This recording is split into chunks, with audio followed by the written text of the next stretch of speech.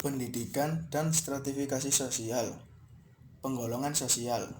Stratifikasi sosial adalah pembedaan atau pengelompokan para anggota masyarakat secara vertikal. Menurut sosiolog Italia, Gaetano Mosca, bahwa pembedaan di dalam masyarakat ini terkait dengan konsep kekuasaan, yakni ada sekelompok orang yang memang berkuasa atas kelompok orang yang lain. Selain terkait dengan konsep kekuasaan, stratifikasi sosial juga memiliki keterkaitan dengan konsep status sosial, sebuah konsep yang dikemukakan oleh antropolog Amerika Serikat, Ralph Linton.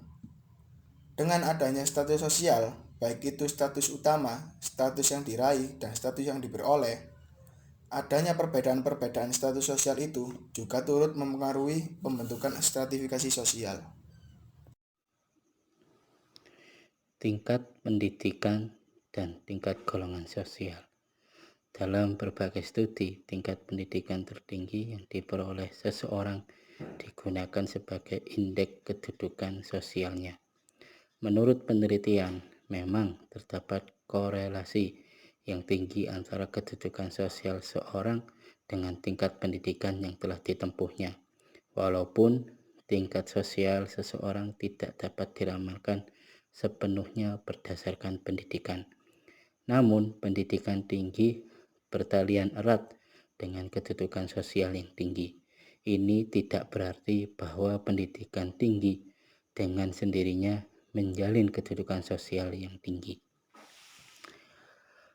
Korelasi antara pendidikan dan golongan sosial antara lain terjadi oleh sebab anak golongan rendah kebanyakan tidak melanjutkan pelajarannya sampai perguruan tinggi.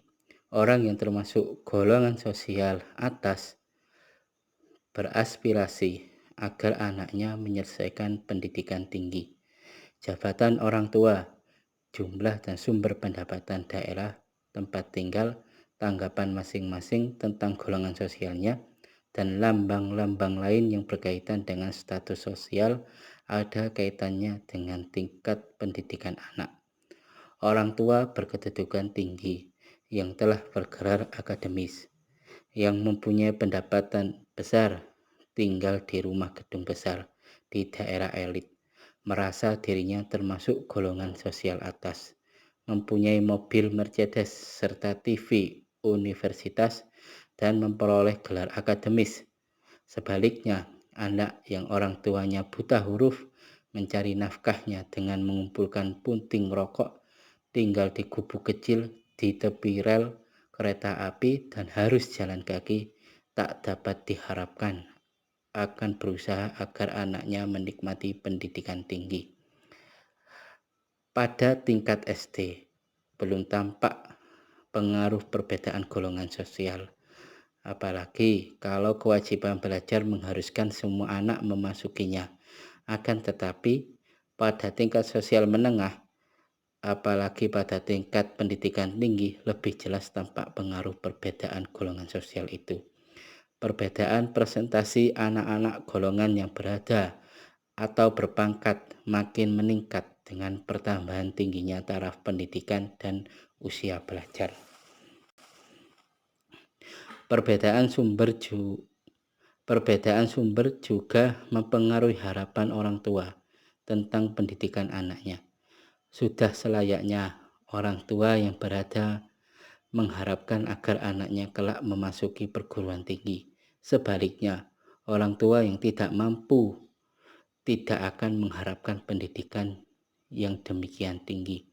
Cukuplah bila anak itu menyelesaikan SD atau paling tingkat SMP. Ada kalanya anak itu sendiri mempunyai kemauan keras untuk melepas diri dari pendirian lingkungan dan berusaha sendiri dengan segenap tenaga untuk melanjutkan pelajaran ke perguruan tinggi. Namun hanya jika ia berbakat, sanggup kerja sambil belajar dan dapat memperoleh beasiswa. Faktor lain yang menghambat anak-anak golongan sosial rendah memasuki perguruan tinggi ialah kurangnya perhatian akan pendidikan di kalangan orang tua. Banyak anak-anak golongan ini yang berhasrat untuk mempengaruhi pendidikan yang lebih tinggi, akan tetapi dihalangi oleh ketiadaan biaya.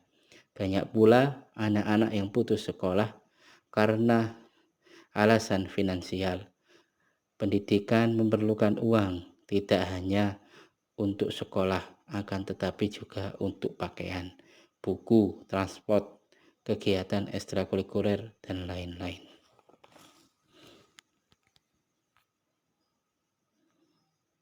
Bakat dan golongan sosial. Apa itu bakat dan apa itu golongan sosial? Di sini saya akan menjelaskan tentang bakat dan golongan sosial. Nah, bakat adalah suatu kemampuan yang dimiliki oleh seseorang di mana kemampuan tersebut sudah melekat dalam dirinya dan dapat digunakan untuk melakukan hal-hal tertentu dengan lebih cepat dan lebih baik dibandingkan dengan orang biasa. Sedangkan golongan sosial adalah golongan orang yang memiliki kesadaran bersama akan keanggotaan dan saling berinteraksi. Bakat dan golongan sosial. Berdasarkan penelitian tentang angka-angka murid menunjukkan bahwa angka yang tinggi lebih banyak ditemukan pada murid dari golongan sosial yang tinggi. Kegagalan dalam pelajaran lebih banyak terdapat di kalangan murid dari golongan rendah. Walaupun dalam tes inteligensi ternyata kelebihan IQ anak-anak golongan atas, namun tak semua kegagalan dan angka-angka rendah yang kebanyakan dari anak golongan rendah dapat dijelaskan dengan IQ. Ini menandakan bahwa IQ mengandung unsur pengaruh lingkungan. Atas pengaruh lingkungan, IQ dapat berubah. Lingkungan yang baik dapat meningkatkan IQ. Pada umumnya, ada perbedaan bakat atau pembawaan di antara anak-anak dari berbagai golongan sosial. Di samping itu, terdapat pula perbedaan minat mereka terhadap kurikulum yang berlaku dan motivasi untuk mencapai angka yang tertinggi. Guru-guru dapat memperhatikan bahwa banyak anak dari golongan rendah mempunyai perhatian yang kurang terhadap pelajaran akademis meskipun mempunyai IQ yang tinggi. Anak-anak dari golongan rendah biasanya turut mencari nafkah keluarga sehingga mengurangi minat belajar. Selain itu, ada kemungkinan perbedaan partisipasi anak-anak dari berbagai golongan sosial dalam sebagai kegiatan ekstrakurikuler yang memerlukan waktu dan biaya, seperti kegiatan olahraga, camping, musik, seni lukis, kepramukaan, dan sebagainya, kecuali bila diharuskan bagi semua siswa. Guru pun secara tidak sadar cenderung lebih memperhatikan anak-anak dari golongan menengah atas karena guru sendiri menganggap dirinya berada di posisi menengah atas, sehingga berbuat sesuai dengan norma itu. Aturan dijalankan sesuai dengan golongan menengah atas sehingga tidak mungkin dapat dipahami oleh anak-anak dari golongan yang lebih rendah. Sekian dan terima kasih. Pendidikan dan mobilitas sosial. Pengertian pendidikan menurut Kamus Bahasa Indonesia, kata pendidikan berasal dari kata didik dan mendapat imbuhan pe dan akhiran an. Kata ini mempunyai arti proses atau cara atau pembuatan mendidik. Sedangkan Ki Hajar Dewantara mengartikan bahwa pendidikan adalah tuntutan di dalam hidup tumbuhnya anak-anak, dan adapun maksud dari arti tersebut yaitu menuntun segala kekuatan kodrat yang ada pada anak-anak itu agar mereka sebagai manusia dan sebagai anggota masyarakat dapatlah mencapai keselamatan dan kebahagiaan setinggi-tingginya.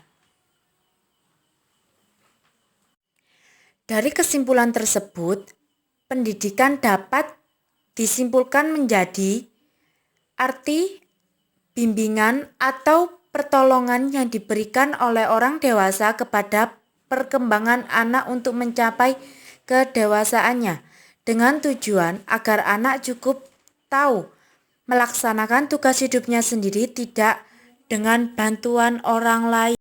Sedangkan mobilitas sendiri dalam Kamus Besar mempunyai arti sebagai gerakan berpindah-pindah atau kesiapan siagaan untuk bergerak.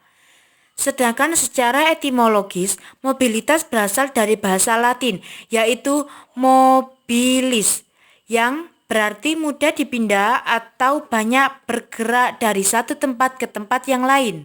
Di situ juga terdapat kata sosial.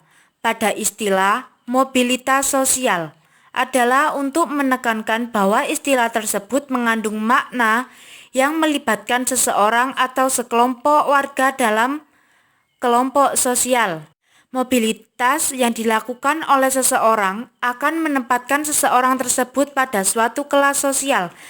Bisa juga dinamakan dengan stratifikasi sosial yang berbeda dari sebelumnya. Dan pada stratifikasi sosial terdapat pengkategorian kelas-kelas yang disebut dengan kelas sistem, yang menempatkan mereka masuk pada kelas yang sesuai dengan kondisi yang mereka miliki. Sekian dan terima kasih.